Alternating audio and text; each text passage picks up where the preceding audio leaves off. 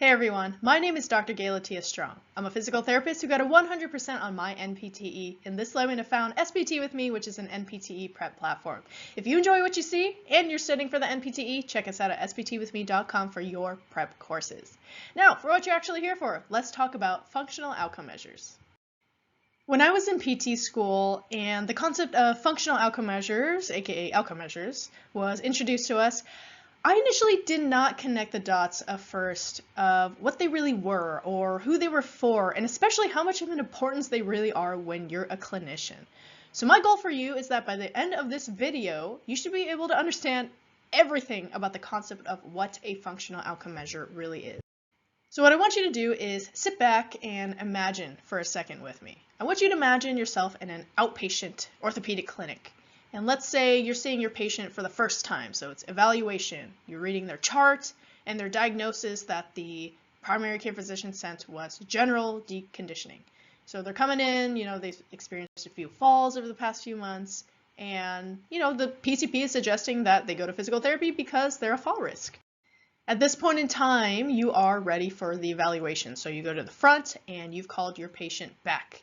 And as they're heading towards you, you're assessing the way that they're moving. We're always assessing, right? So you look to see, when they get up from the chair, you notice that your patient has to use their right arm to assist them into standing.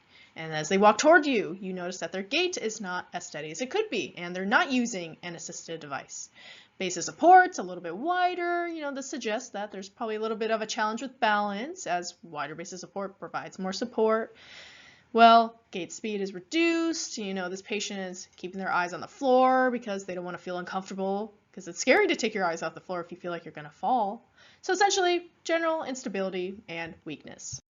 So I know we haven't talked about what a functional outcome measure is, or the concept behind it just yet, but just understand that even at this point in time, before you've even said a word to them, aside from calling them back, you should already be able to think about a few functional outcome measures that you want to have your patient perform. Now, of course, we're going to get back to this concept. This patient is coming to you for help. Of course. Now, on your end, as the clinician and as the physical therapist, how do you know that you're actually helping the patient? And I mean this in an objective manner. What does getting your patient better actually mean? For example, does getting better mean that I, as the patient, notice that after 6 weeks that my patient's base of support is narrowing when walking? Well, now, if that's what we're basing it off of, let's say that my patient initially started with their feet 12 inches apart. Does better mean that, well, after 6 weeks, it's now 9 inches apart? Or does it have to be 6 inches apart to be enough? Another example is, am I going to feel satisfied with their progress if after 6 weeks, my patient can stand up from a chair without using their hands? I would say I agree that this is better because this patient couldn't do it before. Remember, evaluation, they had to use their right hand. But what suggests that this patient is making a true improvement? Is it being able to stand up without the use of his or her hands 10 times in a row? Is it 5 times in a row? Or is it just being able to stand up that one time and then boom, they're ready to go? So what I'm trying to suggest is that my interpretation of what might make a patient better is probably different from what your interpretation of what a patient getting better is. What is the threshold? This is where functional outcome measures come in. Our profession is all about objective findings. Our judgment cannot just be us feeling like the patient looks safer, by pulling a number out of thin air and just saying that, because they did 1 repetition of a sit to stand without upper extremity support that, the patient is better and they're good enough to be let go and I'm going to discharge them. I agree that if they could not do a sit to stand before without their hands, that if they can do it now, they are better. But we have to be able to have a guideline to justify that, yeah, actually, if you improve this much, then it is functional. So ultimately, the question is there some resource that we can utilize to determine if the patient is getting better? One that provides me with quantitative numbers that can help guide my decision-making process. How fast should this person be able to walk? How many times should this person be able to stand up without the use of their hands? How long should a patient be able to stand on one leg at a time? And if this patient does not meet the mark that this resource is suggesting that they should be able to meet, then can it justify why a patient may or may not be appropriate for physical therapy? First, I want to talk about where these functional outcome measures even come from. We as a profession did not just choose random tasks and make up some numbers. Definitely not. Instead, a bunch of incredibly smart clinicians and researchers, and not only researchers within physical therapy, researchers from other medical professions as well. They're all getting together and they run experiments and tests and trials, and they collect a bunch of data that leads us to decide what matters within certain functional outcome measures. Let me give an example. Probably the most famous outcome measure that we know of in the physical therapy world is the Berg balance scale. So let's take a step back and reflect on what is going on with this functional outcome measure. Essentially, researchers performed a bunch of tests and trials to find what the best combination of movements is. So think about, what's in the test. We sit, stand, transfer, pick up objects from the floor, etc. What is the best combination of movements that a human being can do so that if you score and evaluate a patient's ability to perform them, this is going to be a great predictor of whether a patient will fall or not. So we know that this test consists of 14 different tasks. A question to consider is, why isn't it 20? Why isn't it 30? The researchers did all the work. They found out what matters, what movements matter that will affect our ability to avoid a fall. Now, let me ask you something. Why wouldn't they include something like running? Wouldn't you think that if a person can run that, they wouldn't be a fall risk? I would say so. However, what is the purpose of including something like that? The reason that I would use the Berg balance scale is because I'm trying to prove a point. I'm trying to prove the point that I think this patient can fall at any moment in time. The reason I'm trying to prove it is because as a physical therapist, I need to prove it so that this person can stay within my care. If a person gets 100% on the Berg balance scale, why are they even in my office? This leads me to my next point. No longer talking about what a functional outcome measure is, let's talk about why we even have to care about them. The whole purpose of documentation and getting objective values, noting subjective comments, literally everything that we do in physical therapy is to prove a point. The point is to show an outsider, so insurance companies, PCPs, primary care physicians, along with other therapists, whoever may happen to read their file, you're trying to show them that this person should and needs to be in your care. That if your patient doesn't see you, they're not going to reach their optimal potential. So essentially, we use functional outcome measures to show deficits in our patients with the hope to improve their abilities at the current time. The idea then is to find a test, a particular functional outcome measure that can prove what you're hoping to prove. Fall risk, the inability to return to sport, self-perceived disability from having back pain. So we're going to utilize this test for the future to hopefully see that your patient does better than before. Again, how much better? You don't need to worry about this. The researchers who created these functional outcome measures did that for you. Any outcome measure that you use should have data on it that suggests, what's considered normal, whether it's normal for their age range or normal for a certain functional level. The researchers have done the work for you, so use that to your advantage. So for example, the Berg balance scale is out of 54. Researchers took a bunch of data and found out that if your patient does all the tasks that are on the functional outcome measure and they end up scoring 45 or less, your patient has a high potential to fall at that very moment. And they could fall in their next step. So you don't need to make up a number. That is already done for you. There are a ton of outcome measures out there, and there are a ton of different types.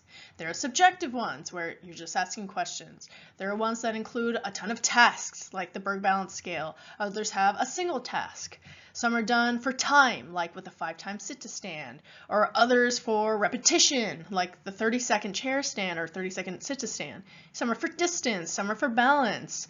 Others are very specific to certain populations. For example, there are outcome measures that are specific for people who have had a stroke, specific for people who have ALS, etc. Many different outcome measures for different purposes. So this leads me to another point, in that you need to know how to choose the right outcome measure. And what I mean by that is that you need to be able to determine what you are trying to prove. So let's say you've assessed your patient subjectively and objectively. You see their movement pattern, you see their gait, and their ability to go up and down stairs, their bend mobility, MMTs, all this stuff. How do you know which outcome measure to use? Let's talk about some things to consider. And this one might seem like the most obvious first. So let's say your patient comes in and they've had a stroke. Well, there are outcome measures that are very specific to people who have had a stroke. So you're not going to use it on someone who has Guillain-Barré or a fracture or Parkinson's disease. That would not make sense because it's not designed for those people. But something like the Fugl-Meyer for those who have had a stroke would make sense. Another thing to help narrow down what outcome measure to choose is to base it off how your patient is functioning. So just because someone, let's say, has Parkinson's disease, it doesn't mean that I need to assess this person's 30-second sit to stand or their 10-meter walk test. They could be extremely high level. I've had a patient who had been diagnosed with Parkinson's disease and he could run. And just by seeing the way that he moved, he definitely would have exceeded the expectation for what the level of those tests are trying to prove. The ceiling effect would have come for that. Now, if those are the only tests that I did, so the only tests that I documented on, it looked like the guy was fine and, didn't need to come to therapy anymore.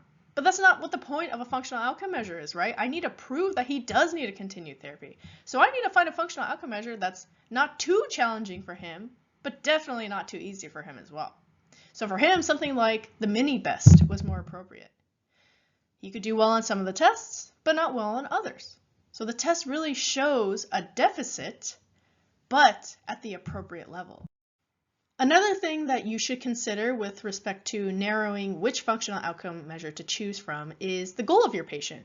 So let's say my patient's goal is to be able to walk around their block daily with the use of their walker by themselves. I'm not going to choose a test that requires a high balance level test. I'm not going to choose something like the STAR excursion test. Now, aside from the fact that, they probably couldn't do it, thus hitting the floor effect, applying this test would be completely pointless because it has no purpose. The purpose of that test is to assess balance for people who are physically active. They're athletes. This person, number one, isn't going to be able to do it. And number two, they don't care to be able to do it. So why would I have them do this task? The point is, I wouldn't. Next, let's talk about how do we know which ones are out there? So when you're a student, there are a certain number of them that your professors ask you to memorize. So for example, lower extremity functional scale, Berg balance test, functional gait assessment, there's some pediatric ones, the tug, 10-meter walk test, mini best, etc. Now for the most part, these are important ones to know, definitely. But if you look online, there are over 550 outcome measures. So the bad thing is, that is a lot of choices. But the good thing is, that's a lot of choices, and I can choose one that is very unique and very fitting to my special patient.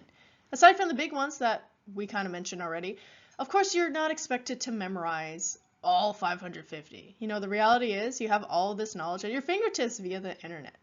So let's say that you're at a clinic and you need to use a functional outcome measure. How can you access more options if you happen to feel that these big well-known ones that we talked about just aren't the right fit for your patient? So let's talk about it. A very, very helpful resource that you can use is the SRA Lab. Its full name is the Shirley Ryan Ability Lab, and the website is sralab.org. This website has compiled all of this data of all of these different 550 plus functional outcome measures, and they essentially list all the information that you could possibly want to know about these functional outcome measures. Who they're for, what type of scale it is, so think objective versus subjective, the predictions that you can make based on the results of the examination, like fall risk, what specific populations they've been tested on, what specific populations they're for, literally everything. And within each functional outcome measure, they list out the findings of the research results. So think of MCID, the minimal clinically important difference, the MDC, the minimal detectable change, standard error of measurement, the SCM, of all these specific populations that they've tested, all this research. For example, the Berg balance scale. There's a different value for people who have done it with a stroke versus those who have done it who have a traumatic brain injury. So this website has everything. You can get really, really specific. Now, of course, something like the Berg balance scale is known to be generally that anything or any person who scores less than 45, they're considered a fall risk. But if you really want to get into the nitty-gritty of certain specific populations, like if your patient is living at home versus if your patient is living in a nursing home, you can reference the SRA lab to find out more specific values to reflect on with respect to the Berg balance scale. So this resource has it all. Now, of course, when you're hearing that, we have so much information and access to so many different things, it seems a bit overwhelming. But just start looking into what I'm talking about, and you can then start picking a few and selecting some that you feel like you want to look into. Other people have done the work. All you need to do is just choose the right one. Why do we need functional outcome measures? The first answer is probably insurance. We want to show insurance companies a justification of why your patient needs to continue physical therapy. Well, this functional outcome measure shows that my patient has a moderate disability. This one shows that my patient is a fall risk, and this one shows that my patient's quality of life is reduced. All of these things show that we need therapy, or maybe to begin therapy or continue therapy. Then after a few sessions of physical therapy have gone by, we're going to do the functional outcome measure again and reassess. And this time it's used to prove that either, yes, my patient is getting better, and see, we needed therapy this whole time. So at this point in time, they've met their goal. Now they can be justified to be discharged. Another situation could be that at my next attempt at the functional outcome measure, it shows, yes, my patient is getting better and the score is higher or lower, depending on which one you use, because sometimes if it's lower, it's a good thing. But according to the result of the functional outcome measure, like statistics of the minimal clinically important difference, they have not yet met their goal. So I'm trying to justify to keep them for a little bit longer. Another situation could be, oh no, my patient is regressing and they've declined. So in this case, this can justify that, okay, we definitely need to continue physical therapy because now they have a higher chance of falling than before. Now their caregiver burden has increased. And there are populations and diagnoses where we expect decline to happen. Think about Parkinson's disease, ALS. These are progressive. So it is appropriate to keep patients like this to improve their quality of life, along with their family's quality of life. Another situation could be that my patient is staying the same, and sometimes not a good thing, but sometimes it is a good thing, like with a maintenance program. I want my patient to at least maintain what they've got. So I'll check in on them maybe once a month, and hopefully we at least don't regress. So there are populations for this as well. Another reason we should use functional outcome measures is to prove something to our patients. If they're not compliant with their HEP, you can show them that after all this time, they haven't made any progress. I wonder why. Other patients, they don't think they've improved, and this is a way that you can objectively show them that they have. Lastly, we can use them to our advantage to help us decide what to do next with our patient. We can use the results to justify discharging or keeping a patient. We can also use the tasks that are on it as a basis to consider our HEP off. So for example, we have them do the Berg balance scale. There's some tasks that they do great on. I don't need to give that exercise to them. But then there's some tasks where they show some deficits in. Maybe give them that task as part of their HEP. We can also use results of outcome measures to help us reflect on what treatment choices we're using and suggesting. They can also guide us on maybe what's important to focus on and help us ask the right questions, maybe questions that we either didn't even think of or maybe we forgot to ask. If you enjoyed this style of teaching and you're studying for the NPTE, check out our prep courses at sptwithme.com.